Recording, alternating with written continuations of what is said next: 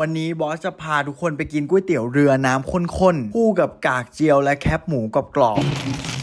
นี่นะครับเขาเป็นร้านที่เปิดมานานกว่า30ปีแล้วทุกคนชื่อร้านก๋วยเตี๋ยวเรืออยุธยาเจ๊จุ๋มครับจุดเด่นของร้านนี้คือน้ำซุปที่เข้มข้นลูกชิ้นหรือตัวเนื้อวัวเนื้อหมูเนี่ยอร่อยทุกอย่างเลยครับไม่ว่าจะเป็นเส้นเล็กหรือบะหมี่เนี่ยดีทั้ง2อย่างครับและถ้าใครชอบพวกกากเจียวพวกแคบหมูพวกเกี๊ยวเนี่ยร้านนี้มีครบจริงๆครับแล้วมีแคบหมูแบบหลายยี่ห้อมากเลยแต่ส่วนตัวเนี่ยผมชอบของทางร้านเนี่ยถุงใสๆแบบนี้